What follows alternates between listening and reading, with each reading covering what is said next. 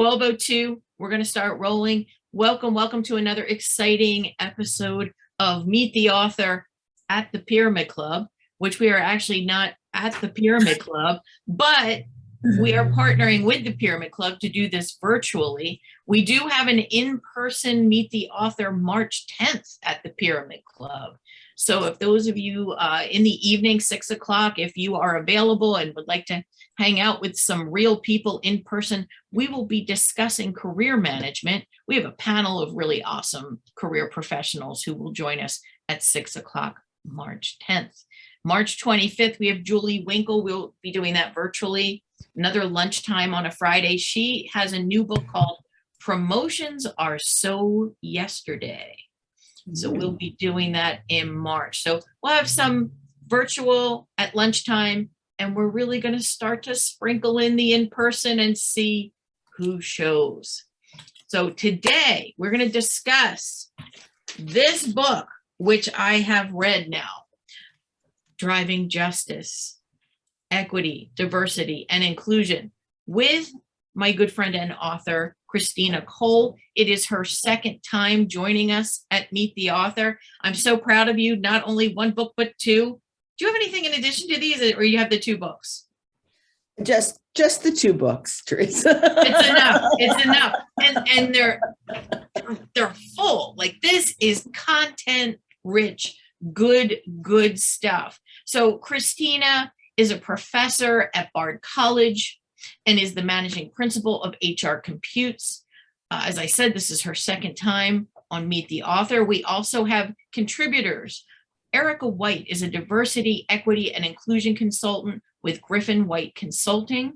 And we also have Dr. Fiona Jamison. She is the CEO of Spring International, a custom research and people analytics firm. So thank you, my friends, for joining us today on Meet the Author.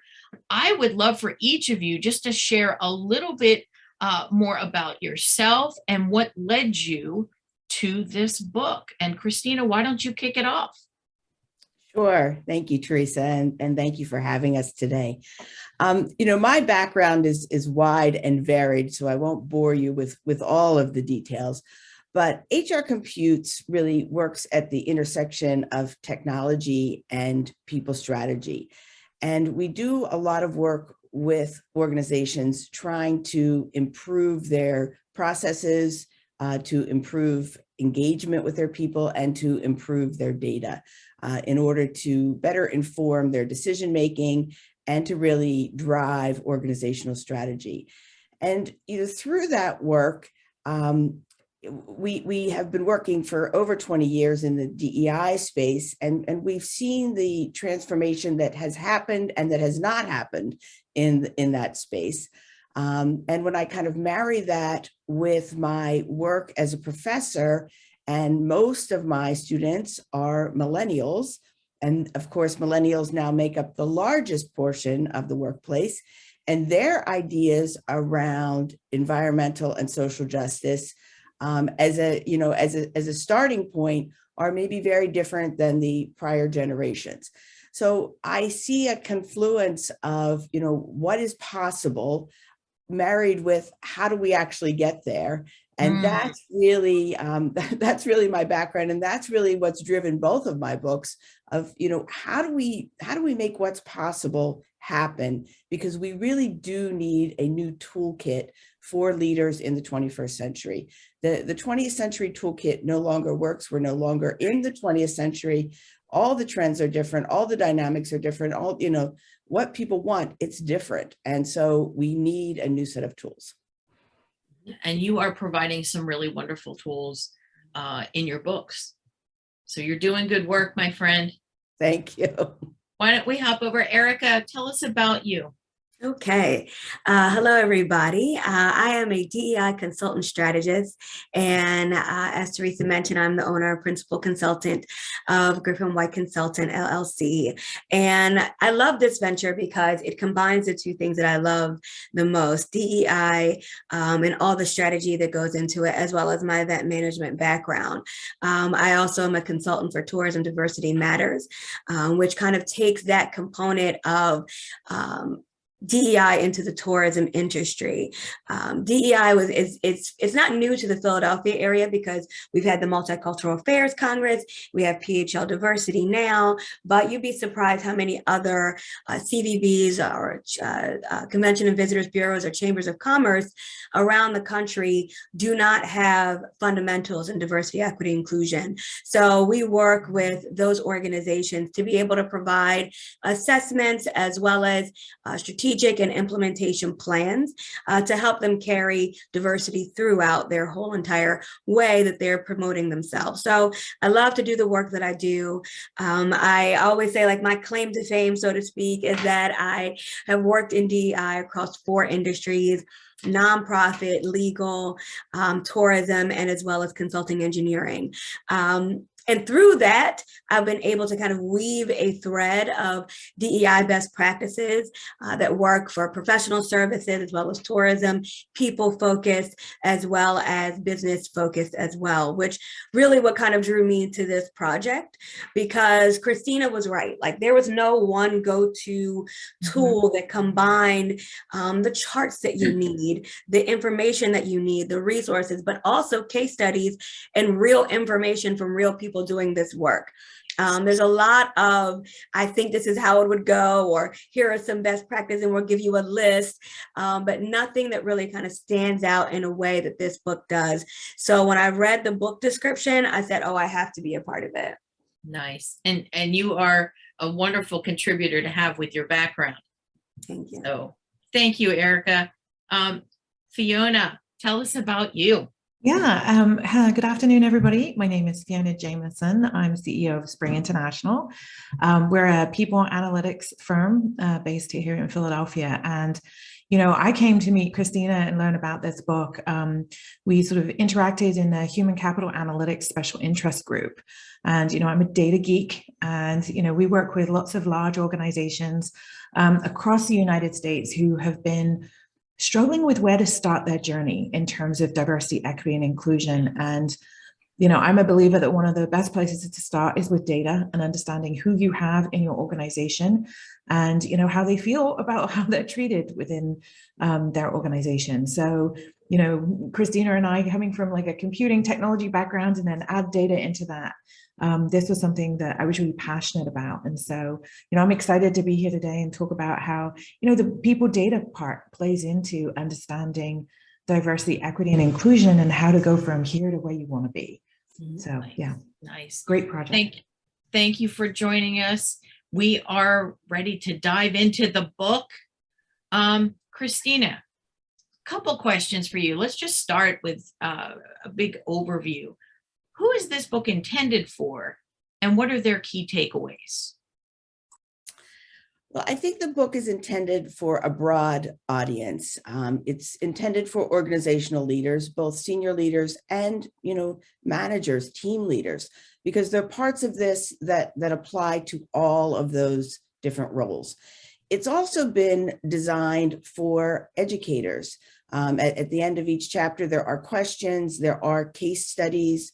There's an extensive case study that's written by my colleague, Kathy Hipple, on ESG evaluation and the different rating agencies. So even from a finance perspective, that's included. And we have Catherine Peace on, you know, the investing perspective as an impact investment leader. So there are a lot of different components to the book.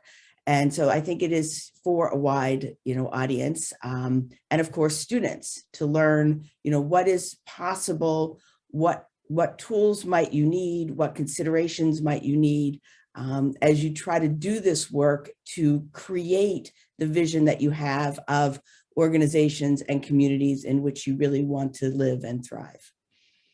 Nice. So right away after I got the book and I read it, I sent a note to an executive that I've been working with for quite some time, who his heart is really in working on DEI in his organization. But I think you had some, what I consider to be meat on the bones. There was like real stuff in here that he could use. So I've already recommended it to someone to pick up and use. I'm curious, and we talked about this when we got together, just to see like, what do we want to talk about for this hour? You have real stories. Each of you has real stories. So this is for everyone to answer from your own perspective. But tell me about the organizations that get it. They're doing the right things and they are role models. Who are those organizations and what are they doing? And any one of you can jump in. You know, I'm going to give the easy list. I think organizations like Comcast, TD Bank, Independence Blue Cross, and Jefferson. And I start with them because I know they're leaders, I know they're DEI professionals, and they take the time to get it right. They not only are dedicated from a standpoint of, oh, we're doing this in performative type of ways. They're donating real dollars to communities. So they're using their philanthropic arm as well as investing in their employees, investing in that employee life cycle. One of my close friends and the co-founder of the Philadelphia Diversity Professionals Consortium, along with myself, Bridget Battles, is doing amazing work at Jefferson. She is in the community engagement as well as she's director of community engagement and supplier diversity. And she's doing great work there. She is doing work in terms of vetting suppliers, a lot of times connecting those diverse suppliers to the actual people who are doing the buying is where people get lost in the sauce. They get put into a portal and then, you know, they're never heard from again. But they're really doing great advocacy work with connecting those diverse suppliers to actual buyers in the organization. And that's what we do. Like we try to connect people, especially in the Diversity Professionals Consortium. We try to connect with other like-minded people. I know Chuck Stefanowski at IBC, he does great work in terms of supplier diversity at IBC, beyond doing work in health equity and things like that. TD Bank, I've been a fan of TD Bank since I was at Ballard because they were one of our clients, but they were leading in the DEI space long before a lot of corporations were doing so. They lead, again, from the employee engagement site, what they're doing philanthropically, what they're doing in terms of supplier diversity. And it's just, those are the companies that you can kind of look to say, they're not just on lists to be on lists. You can see them in the news. You can see them in the communities. You can see that they are doing great work. And I have to say, I've worked for some great organizations that are getting it right as well. I know the Chief Diversity Officer at Ballard Spar, she's such an innovator when it comes to using artificial intelligence and other areas to be able to grow this work. And what they're doing at the Pennsylvania Convention Center, especially now being in the consultant DEI space in the tourism industry, they are doing light years beyond what other organizations are doing in this space, making sure that every time that they are charged with the Commonwealth money, they are making sure that there are best and good faith efforts that are putting forward to be able to spend that money in a way that makes sure it's inclusive. So that's my list of people who are getting it right. Nice. And familiar names. So what's nice is if we know folks that work for those organizations, we can reach out and get real stories and say, what are you seeing? What are you doing? Kristina, Fiona, what's on your list? I'll add another local one to the list. SEPTA is an organization we had worked with in the last couple of years. And I think there's something particular that makes them stand out to me is the CEO, who is a woman who really led the initiative. So they really led it from the top. And I think that's so critical in letting employees know and the community know that it's an important part of their purpose and their mission and what they do as an organization. They also started with data, which I like. They took the time to engage with every single employee and ask for their feedback. Like, what has been your experience? What are some of the barriers that you've seen? And that's not easy to do when you're talking to employees who are not in front of a computer, right? They're out driving buses and trains and fixing, engines out in places where they're not readily accessible to leadership. And I think a lot of the work that the Diversity, Equity, and Inclusion Council has done has really, they're the beginning of their journey, right? But they have stated a mission of what they want to accomplish. They've set metrics. They are holding themselves accountable. And I think, it's not easy to start on something like that, but having leadership from the top, being willing to speak about this in every form of what they do internally and externally to the communities that they serve is truly a flagship of a great start to working on a program like this. I love how you say it's in everything they talk about. It's in everything they do, because this should not be a separate add-on.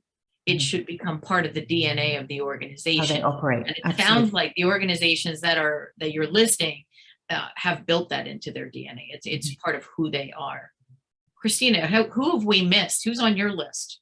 Well, I think I'll go outside of the area, but also there's a question in the chat, and hopefully this answer will answer that question as well. The question is it is easy to say why you want your organization to be more diverse, but how do you evolve your organization or nonprofit to be one that is attractive to diverse populations, such that they see the mission of the organization as value to them? And I think both Fiona and Erika have spoken a little bit to that, but I want to give more of a very specific example. Metro Health is a large health system in Cleveland. They tend to serve primarily underserved communities in Cleveland. And their mission is to, take care of the health of everyone, regardless of means or representation. They just want to make sure people are healthy. And so Alan Neville is the SVP, CHRO, Chief Diversity Officer there. And he's done a tremendous job with working with that organization, creating the right value structure and the right messaging and the right partnerships. And I want to speak specifically to their work with the LGBTQ plus community, because they have adopted I probably get the name wrong, but the World Association for Transgender Health, their standards to ensure that anyone coming into their facilities is treated with respect, addressed in the way they want to be addressed, and given the best information around healthcare for their own, outcomes from a healthcare perspective. So beyond that, they also have an annual event where it's targeted to the transgender community, and it's basically a career fair. And they partner with other organizations in Cleveland. And these people come to the career fair with jobs, and with cultures that are inclusive to the transgender community, to people that, often are afraid to work in organizations for how they'll be treated or, not respected or not given opportunities. So it's a whole program that they partner with other organizations, have speakers, have resources, and have jobs available. And they're up to like their 8th one of those. So they've been doing it, for years as an outreach. And I think, to what both Fiona and Erika said, you really have to not just say the words, you have to back it up with what you are doing. So I will leave it at that. And that is a great lead in to where we're going next. And Erika, did you want to piggyback on that? Yeah, I just wanted to say, like, in answer to that question, it's all about creating the right environment, because I think the question was specifically talking about, commitment to diversity, which is great because you can put the people on your website, things like that. But when you get to, and you're speaking about the culture, how you were interviewed, how that process is handled, how you feel when you're in that space, speaking to other people, that's going to tell you if that culture aligns. And the new generation of the workforce, they're asking the tough questions. They're asking about what do you represent? What do you value? What are the things that you care about in the interview? So these are things that if it's not evident, you're going to miss out on really great talent if that's not front and center in every part of your employee life cycle. Yeah, and you're right, man. They're holding leaders' feet to the fire. And I smile because I have stories, too many to share here, but man, they are, and the leaders are, but this is good. This is good because it's driving the change that needs to happen. And Kristina, I love when you opened and just said, like, we need new tools now.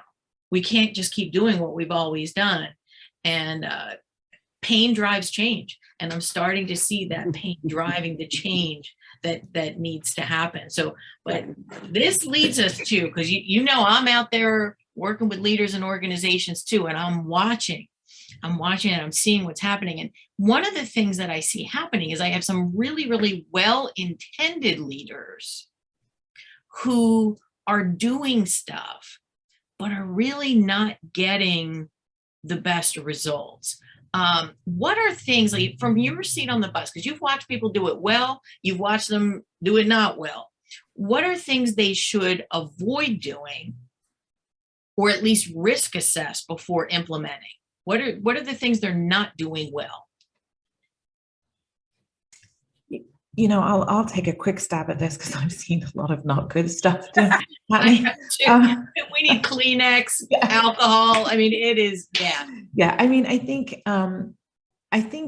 when it doesn't go well, I've seen companies just jump straight to training, or jump straight to let's create a council, or let's jump straight to employee resource groups. And I think, you know, one of the things I love about Kristina's book is this sort of maturity model that she has in it, of sort of your journey to a JEDI, and the idea that there are steps that you kind of need to put in as a foundational component before you try and do some of that stuff. So, for example, you know, don't put in a women in leadership program if actually your women don't feel like they need it, right? They're already accomplishing things. So you may know that by doing some of the early steps that's in the maturity model. And I think it's like leaping to things that you think might be right for your gut feel. Whereas if you spend the time with the foundational components of listening to your workforce, connecting with stakeholders, talking to your leadership, getting their buy-in, setting a clear vision about how this will incorporate into your entire organization and how you operate,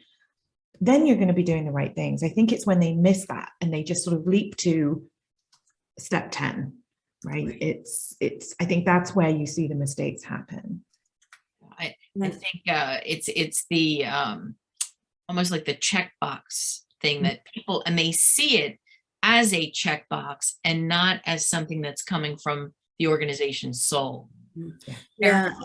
And I think another thing is that they promote the highest ranking person of color that's been there the longest, instead of a qualified DEI officer, or someone who has a background in analytics, someone who has an understanding of change management. You would not hire someone who just, likes math or knows how to go, does great shopping to be your CFO. They are trained, they understand strategy, they understand how numbers drive the business. That's what a qualified DEI officer does. They don't just say, oh, my only qualification for being a DEI officer is not that I'm a Black female. It's that I have my certification in this space. It's that I've done the grunt work. I've done the analysis. I've seen successful strategic implementation of this work. I have seen how it can work. I have best practices because I practice them the best. And I don't, I think that a lot of times people get caught up in, oh, well, Susie's been here forever, so she knows the culture. So she's a woman of color, or she's just a woman. And so she should be able to implement any DEI strategy that we just come up with. But you don't even give Susie the tools. You don't send her to training. You don't invest in her to make sure that she's successful. Because I'm not saying that that's not, the great way to go. If you want to have someone who knows your company and that's the best person, that's the way you go, that's fine. Then send them to go get certified. Send them to go get the training they need so that they can grow and develop in this space, so that they can have that training and be able to advance your actual strategic mission around this space. Because what happens is, and what I've found a lot in my consulting work, is that people go, well, we did exactly what Fiona said. We did the council, and now we go have all the passion, and now we're like, now what? And it's because there's no strategic direction after that. There's no, okay, let's now plan forward and use the fact that this is a business model. I actually do a whole training on how DEI is a key element or has the components of a successful business model. So when you treat it like an actual component of your business strategy and you get that same attention, focus, commitment, then you'll actually be able to be successful. Good advice. Good advice. Kristina, from your experience, what are some thoughts on this? Well, I think Fiona and Erika covered a lot of it. I think there are two things that I see a lot. One is CEOs thinking that there's an easy button and that this is an issue that can be solved in the next 3 to 6 months, when it's a journey, and you really have to embark on the journey, and you have to have a strategy and a vision, and you will move forward. You may not reach your ultimate goal, in the time frame you thought. More than likely you won't, but it's an investment, it's a commitment. And we use the word occasionally, it's an intentionality. It really has to be part of your value structure, and something that you are incorporating in your decision-making processes, in all of your organizational processes. It's not just the numbers, right? That if you're only focusing on the numbers, you're never going to solve the issues.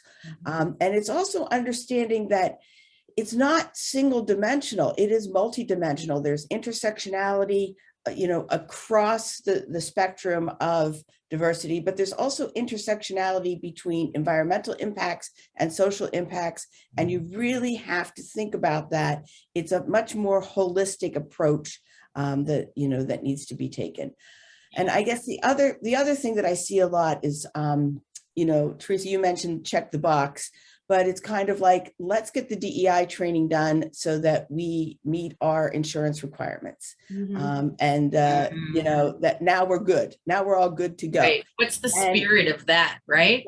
Right. And honestly, I hear from so many people and talks like this and in conversations with others, the heartfelt disappointment in their organization that they have, 2 DEI trainings and an ERG group, and, from senior management's perspective, problem solved. And, problem hasn't even been discussed. So, that's what I see.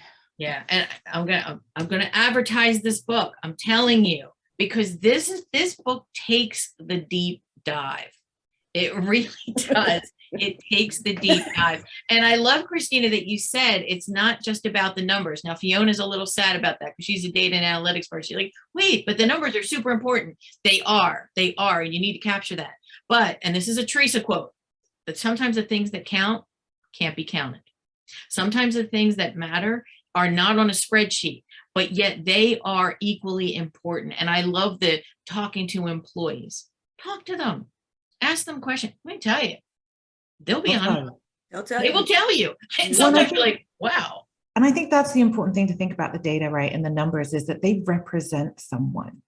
They represent those people. 50% isn't 50%. 50% is half of your people don't feel included, right? Or something like that. And I think there's one thing that I really enjoyed about Kristina's book that I just think is worth mentioning, that I'm, as you know, probably from my image here in the background, I'm a Brit, right? So I'm from the UK.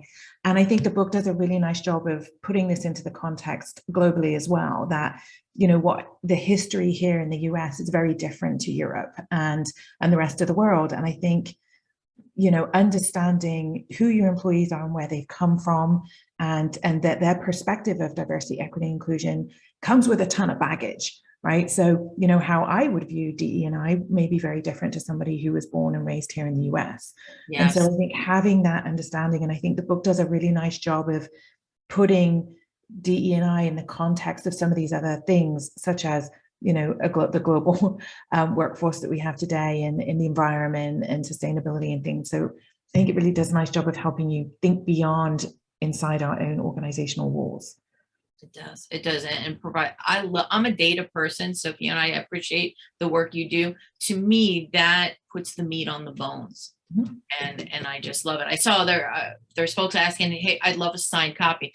I'll tell you, meet the author at the Pyramid Club was such a beautiful thing, because you have the author and usually they bring a book. So Kristina has offered, she is a member at the Pyramid Club, as am I. And if you want a signed copy, buy a copy of the book and schedule a meetup. You're open to that, right, Kristina? They have to buy you a meal.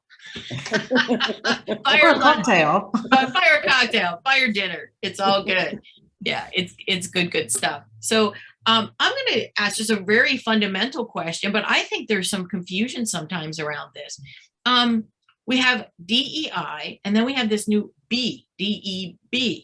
So what is the difference between inclusion and belonging? Kristina, I'm going to ask you that question because that's something that you've made clear in the book. Yeah, I mean, I'm happy to take that one. I like to think of it as, this concept of a dominant culture. And with inclusion, you are inviting people into your dominant culture.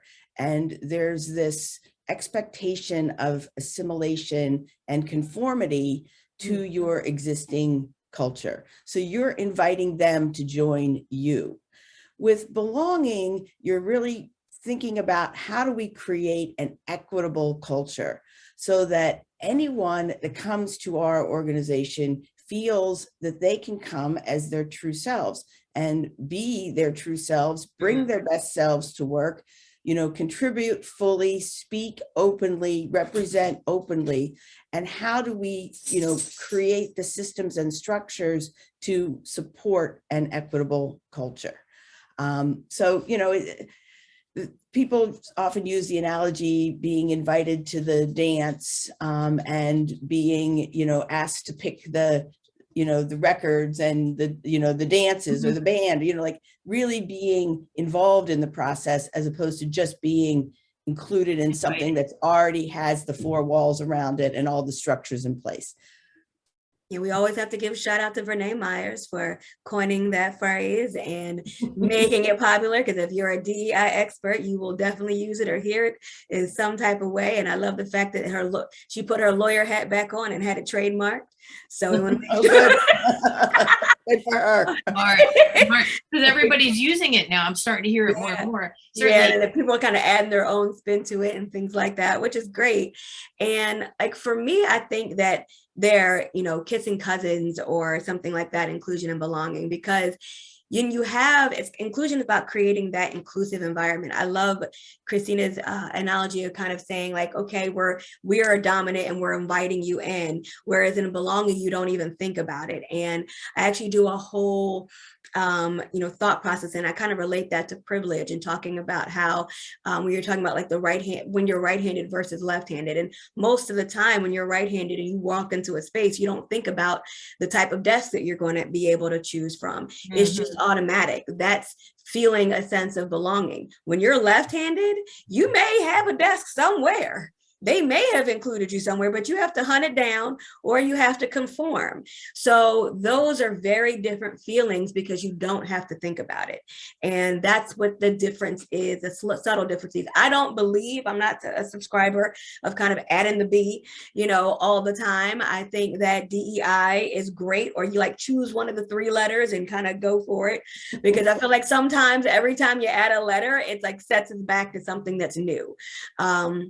And I'm not saying that we need to go all the way back to just, multiculturalism or just diversity and things like that. I think, understanding all three or all four of those letters and understanding their place in this ecosystem of the work is the real work that needs to be focused on. And I love that in the very beginning of the book, it starts off with a glossary of terms. So what we're talking about as we're moving into the space and having these conversations. Yes. And it's funny, I just had a conversation the other day with someone who said, is there any way to not call it DEI? Is there another name for it? And I was perplexed. I'm not sure what to call it. I said, why don't we just call it what people recognize it by? Yeah. Well, if you don't do it, you will die. Your business will die. Like, that's a great way to think about it. Like, you don't embrace it, some diversity, inclusion, and equity, or however you want to mix it together, then, it won't work out, and then, or if you're not a Jedi warrior, what happened in the movie? You know what I mean? All of those things you can use, but they make them fun and interesting to be able to talk about or whatever. But it's important. Those elements, there's no shortcut to it. We've already learned it enough. Focus on the work, and then you can move from there. Yeah. I would just add that, again, from a data point of view, when we're looking to measure belonging and inclusion, we tend to look at it in layers. So, what's the employee experience like? What's the team dynamic like? What's the interaction with my manager like? What's senior leadership perspective? How does the whole organization view this? So you kind of almost want to slice through that onion and make sure you've got metrics at each of those levels so you can understand where things are falling down. Like, is it that the organization simply doesn't believe in it? Is it that leaders don't behave in a way that support that mission and vision? Is it that the team doesn't operate and behave in ways that support belonging and inclusion? Or is it just that I don't feel that I can be who I am? So I think there's layers that we kind of need to peel back when we're thinking about how do we make this actionable so we understand where we may be failing and where we may be succeeding. Yeah, so this is deeper. This goes back to there's no easy button, Kristina. Like it's a deep thing and there's a lot to think about. Fiona, I have a question for you, since we're talking about here's organizations trying to do the right thing and maybe they're just getting started. They're going to ask you, what are the benchmarks? What should we be looking at? How do you answer that question? It's almost a little bit like the easy button. There is no perfect benchmark out there. Okay. There's, first of all, the data is not the greatest. And I think the best benchmark you can have for your organization is yourself. Where are we today and how can we improve to get better? I will say then a lot of the attitudinal research that's out there, the scores that are coming out of these feedback surveys are really low because we're not doing great at it. Would you want that to be your benchmark? No, you want the benchmark to be better than where people are today. So I think, maybe ask me that question in 5 years from now about what good really looks like and how they're measuring it. But I would say your best benchmark is yourself right now. Start where you are and aim to get better and make realistic goals. But yeah, the benchmarks that are available right now are, in my estimation, not sufficient, not consistent, and not necessarily giving you the best guide on how to get better. Good advice. Good advice. Anybody have anything they want to piggyback on that? No, you guys are good? All right. Erika, I've got a question for you because in our last conversation, this stayed with me. This stayed with me like a piece of luggage. I'm just saying. We were talking about, how organizations, they have access to things like best place to work surveys and then you can put it on your website and all that. Is that a good way to measure how you're doing in terms of DEI?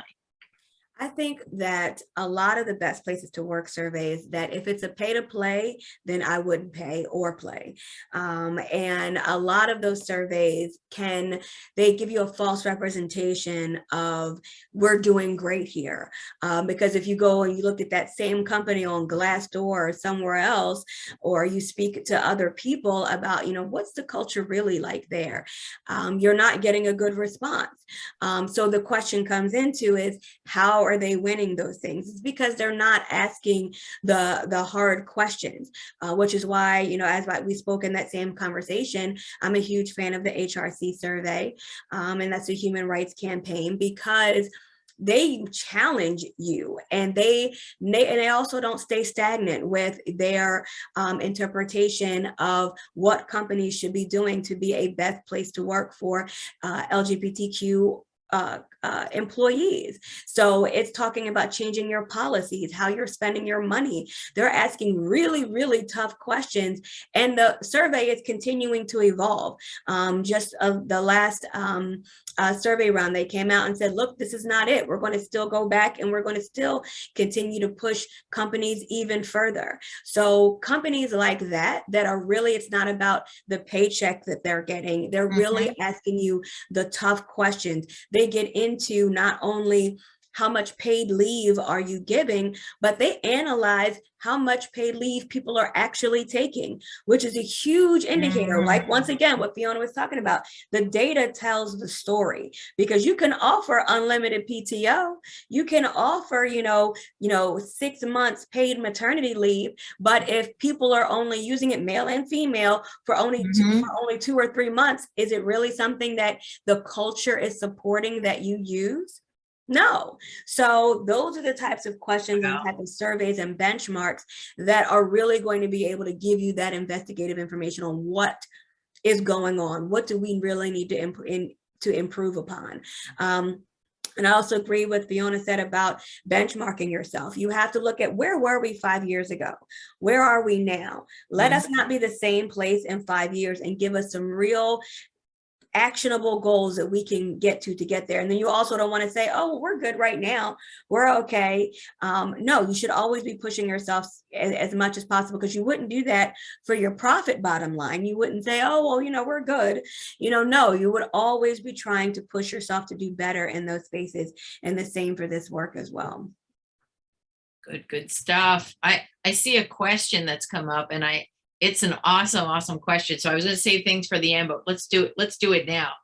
So Morris asks, does the new remote work paradigm help or hurt DEI? Because it's a reality now. I think they're saying a good third of workers are still remote. I get different numbers on that, but is this helping or hurting DEI efforts? So I would say it's a mixture. I think whatever you want to call it, hybrid work, remote work, empowers people to better manage their work-life integration, perhaps opens up more opportunities for employment for a broader representation of the population, perhaps opens doors to new opportunities or more advanced opportunities, depending upon the organization and how they're offering their work structures. So, on the one hand, yes, there's all of that. On the other hand, leadership continues to say that they want people in the office. Leaders are often in the office, and they see people who are in the office. And by being in the office, you have the opportunity perhaps for casual conversations, connection building, networking, that those that are working remotely don't have. So it's hard to say ultimately who will get, the next level of jobs, the new opportunities, the things I call like the Goldilocks opportunities, the great assignment that is giving you the time and exposure to the senior people who are going to say, oh, remember when Chris did that project for us? Yeah, she's the next person that we're bringing to the C-suite. So, I think time will tell how that's managed, if it's managed well, if organizations really put systems into place, really train managers, really change the paradigm for what leaders are considering, then it can be very, very positive. However, that remains to be seen. Yeah. And I think it also has to do with the managers, because I've experienced, a manager who was completely inclusive of people who worked remotely. You knew exactly what was going on. You were never out of touch. It was never something where you felt like you were this, second-class citizen because you didn't come into the office as much. But then I've also had managers where they're like, oh, you decided to come in today, and making it seem like, you're the pariah, even though that's your schedule. Like, this is what you do. And then you never knew what was going on because you didn't happen to be in the office. It was never an effort to include the people who were not there right in your face. So like most things, and I feel like a lot with DEI efforts, if the manager isn't touting the line, giving that person the projects, assigning them the hard work, tying them in, making every effort to tie someone in remotely. I remember one of the manager I spoke about first we had a team lunch and the one person was working from home. We set up a whole screen. It was just her on the screen and the rest of the team was in the office having lunch, but it still felt like she was there, you know, and that was an effort to make sure that person felt included, because people have differing lives now, and there's always going to be the new normal. We're like, you know, when we first came on, we were talking about the current conditions of what's going on, you know, across the pond or whatever, and there's never going to be a new normal again. So we need to adjust and stop having those antiquated ideas of in the office or not working, and when you're not working in the office. Right. Yeah. And I would just add to the fact that I think it's a double-edged sword. I think there's pros and cons to it. I think we're seeing gaps be created by it. We're seeing employees who are feeling disconnected, isolated, not having the exposure. We're seeing a bigger gap between the sort of haves and have-nots. You have the luxury of being remote, and I do not. I have to be there. You think about the hourly workforce in retail, in logistics, in manufacturing, where you've got hundreds of employees who have to show up to work every day. That's a real challenge. And so we're seeing some sort of perception gaps about those that have the ability to have hybrid and those that don't. And people are opting out and choosing to change careers and switch careers and not take some of those frontline jobs. And we're actually hearing through surveys that the younger generation wants that in-person time, because, you know, unlike us Gen Xers, right, we have our established networks and our, you know, people that we connect with, right? But if I'm new to the workforce and I don't know anybody, like the manager, to your point, Erika, has to be really intentional about making sure that I am allowing them to connect with others, build pathways, find mentors, you know, learn from others. And that takes time, intentionality. It takes, you know, making it a priority, which not all managers are too busy sometimes too. They have their own jobs. So I think it's a double-edged sword. Mm-hmm. I think organizations now, as they slowly are all starting to come back to the office or have some kind of blended, there are some leaders that I see are just, we want to go back to what it was. Like, we need to do what was. The smart organizations are saying, what have we learned over the last 2 years? Mm-hmm. And what do we need? What is the smart way to move forward? Not, let's just move back to what was, but what is the smart way to move forward, regardless of with DEI or just getting your strategy, you know, achieving your strategy. I see a question in there for Erika. Erika, question for you related to your CVB work. In my event planning work, I've experienced strong anti-union sentiment among CVBs and facilities. Curious about your experience and if labor movements are addressed in the book. So it's kind of a Erika and a Kristina question. Yeah, I'll speak to the first part. I am, my husband's a part of a union, and the unions, when they are managed well, like they are at the convention center, they help to make these things happen. I know there's sometimes a stigma around collective bargaining agreements and things like that, but if we didn't have those, if we didn't have unions and people being able to barter to make sure that they have a living wage, people would be reduced to having to do the $7.25 an hour to support their families. Like, there are so many, there's the unions have this, and I'm not prepared for this question, well, I may ramble a little bit, but if they are embraced well, if they are done well, then they can really make an organization strong, because number one, you are able to estimate jobs out because you understand how the workforce, the hourly requirement, what needs to happen, and then you can actually cost out a project a little bit better than how you are kind of all over the place hiring different people outside of that agreement. So that's kind of where we are in terms of working with labor in terms of the convention center and how we address that. We work very well. Now, mind you, if there are unions that aren't working well with the organization and aren't working well with making progress, then and if it doesn't work out, it doesn't work out. If you remember a couple of years ago, there was a big, dispute within the convention center, and one of the unions that were there before is no longer there now. So it's not one of those things where they have a chokehold. It's really about the management and the organization, how they handle it, how they're working with the organizations, and making sure that all sides are handled fairly and equitably, which is the whole heart of DEI work. Our unions, we built our country in a lot of ways in work, making sure that our workforce is protected in one way or another. We see when it doesn't go well. We see how people are not making a living wage right now, and they're just trying to take care of their families.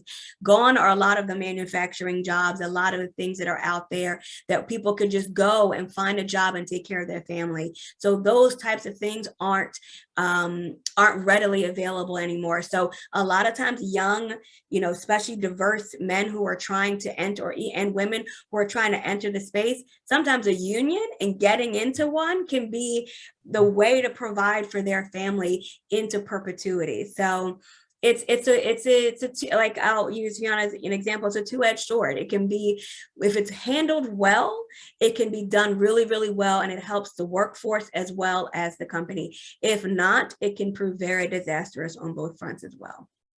I have just a quick acronym clarification, just so that everybody understands. What's a CVB? Oh, it's the Convention and Visitor Bureau. Oh, there you go. I'm sorry. Yes. So, and those are in Chamber of Commerce's. A lot of those handle a lot of the tourism that comes into your city, state, whatever. Sure. So a lot of event planners will deal with CVBs to be able to sell their specific event to the different Convention and Visitors Bureaus. Cool. Kristina, is there anything about unions or labor movements in the book? I don't really think there is anything specifically about unions or labor movements in the book. I do cover some of that in my teaching as a professor, and I think one of the ways that unions can be very beneficial, in addition to what Erika was mentioning, is about keeping the skills up for their membership and making sure that as an organization, they have a forward view saying, what's happening in our industry, what trends are occurring, what skills do our people need to have in order to meet the needs of, industry going forward. One of the cases in the book, in the last chapter of the book, is it's P-Tech, which is a project from IBM. And it's a massive partnership that they came up with, it first started in Brooklyn with a high school in Brooklyn, and it's a 6-year program, 4 years of high school and 2 years associate's degree. And the idea was to create a pathway for youth for good paying tech-based jobs. Kind of we're calling them new collar or gray collar jobs these days. But it's a whole model with interviews from IBM and from one of the first graduates of the program, who's actually in her doctorate program now.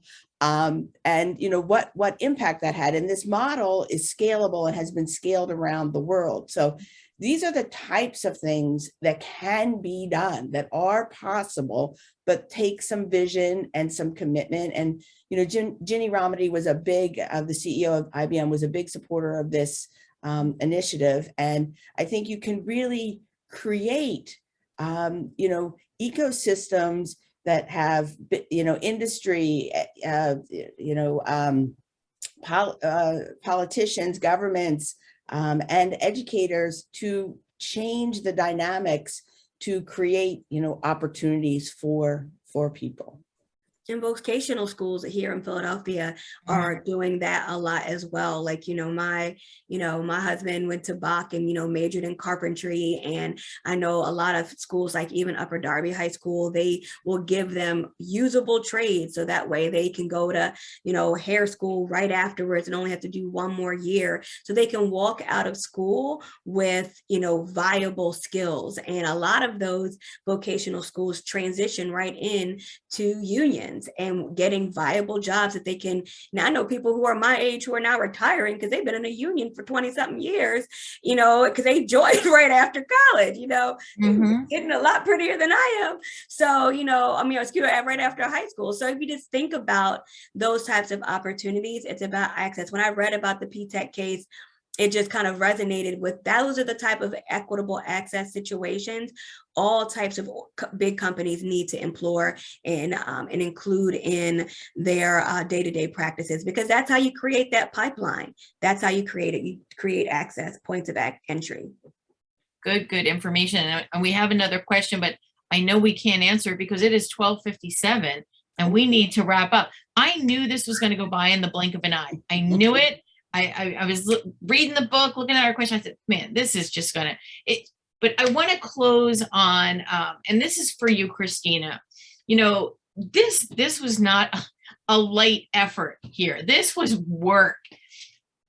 Imagine you are delighted with what happens because of what you've done here, because this is a lot. What does that look like for you? What are the good things that will happen because of the work you've done?